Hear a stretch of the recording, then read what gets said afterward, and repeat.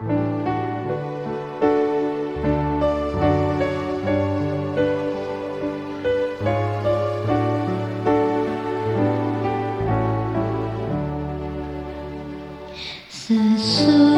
malam fajar mereka bersama Yesus, surga mulai.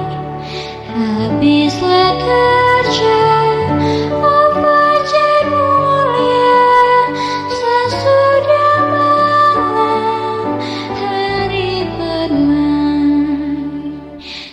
Sesudah malam pertemuan indah, tiada menangis, tiada kesal. Di negeri mulia tak lagi pisah. Sesudah malam hidup kekal. Shalom pemirsa yang diberkati Tuhan. Bertemu kembali dalam seri Renungan Pagi. Sebelum mulai belajar, mari sama-sama kita berdoa. Tuhan yang baik, Tuhan yang penuh kasih, terima kasih oleh pemimpin kami. Tuhan, pada saat ini kami akan belajar sedikit dari firman-Mu. Kiranya Tuhan memberkati kami dan memberikan Roh Kudus-Mu kepada kami, supaya kami dapat mengerti apa yang kami pelajari Tuhan. Ampuni salah kami Tuhan, di dalam nama Yesus kami berdoa, amin. Renungan pagi kita hari Jumat 1 Agustus 2025 berjudul Menerima Kebenaran. Mari kita sama-sama membaca ayat hafalannya. Usahakanlah supaya engkau layak di hadapan Allah sebagai seorang pekerja yang tidak usah malu, yang berterus terang memberitakan perkataan kebenaran itu. 2 Timotius 2 ayat 15. Saudara-saudaraku yang terkasih, setelah memulai pelayanannya di Kapernaum, Yesus kembali ke Nazaret untuk berkhotbah di sinagog.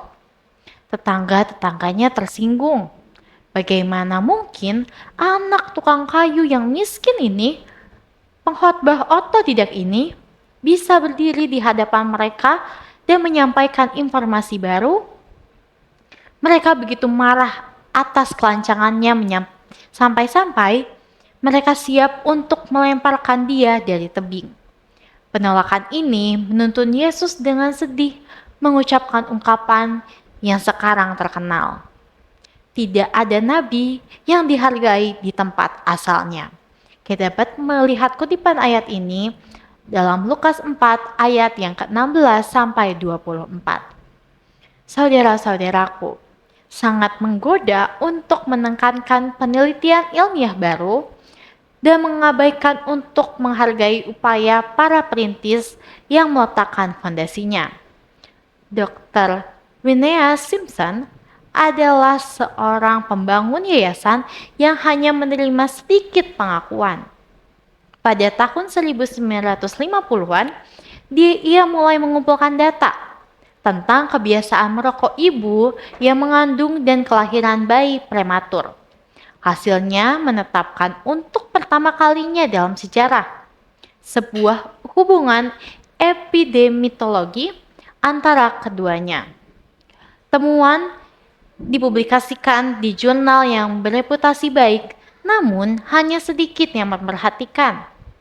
Siapa wanita ini? Peneliti medis bertanya. Dia lulusan sekolah kedokteran salah satu agama yang kecil, atau sekarang dikenal di seluruh dunia sebagai Universitas Loma Linda. Apa kualifikasinya? Bagaimana dia berani masuk dalam lingkungan dunia penelitian? Memangnya siapa dia sehingga dia menentang merokok kebiasaan orang Amerika?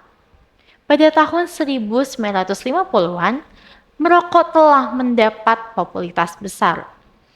Perusahaan-perusahaan tembakau membariskan para selebriti, termasuk dokter, untuk ikut serta memberikan kesaksian promosi. Masyarakat umum memandang merokok sebagai sesuatu yang bergaya dan dapat diterima. Hubungan antara merokok dan kanker paru-paru, penyakit jantung koroner, dan penyakit paru-paru kronis yang saat ini menjadi lumrah dalam pengetahuan kita, baru saja hendak dipastikan. Tahun-tahun berlalu, Dr. Simpson mengejar kepentingan penelitian lainnya. 20 tahun kemudian, para ilmuwan meninjau kembali laporannya, mengulanginya, dan mengembangkan penelitian serta mengonfirmasi temuannya. Dr. Todd Fraser adalah seorang profesor peneliti terkenal di Universitas Harvard, mengunjungi Loma Linda dan meluangkan waktu untuk mengunjungi Winea di rumahnya. Dia mengatakan bahwa bertemu dengannya adalah bagian utama perjalanannya. Mungkinkah kita berada dalam bahaya menolak kebenaran Alkitab?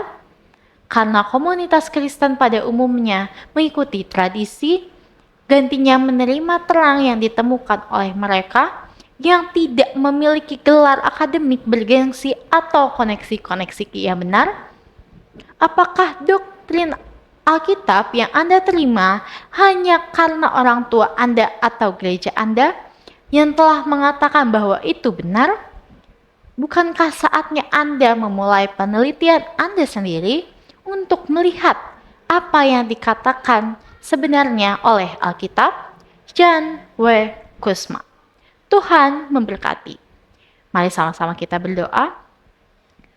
Tuhan yang baik, Tuhan yang penuh kasih, terima kasih Kau pimpin kami. Kami telah belajar sedikit dari firman-Mu. Kiranya Tuhan berkati apa yang kami pelajari, kami dapat terapkan dalam kehidupan sehari-hari kami, Tuhan. Ajarlah kami untuk belajar mengenai Alkitab, Tuhan, secara mendetail dan lebih dekat kepadamu. Tuhan, memberkati pemirsa yang belajar bersama-sama dengan kami. Jikalau mereka dalam sakit penyakit, kiranya Tuhan menyembuhkan. Jikalau mereka dalam pergumulan, kiranya Tuhan memberikan jalan keluar yang terbaik. Tuhan, kami serahkan sepanjang hari ini ke dalam tangan-Mu, kehendak-Mu yang terjadi di atas kehidupan kami. Ampuni dosa kami, di dalam nama Yesus kami berdoa. Amin.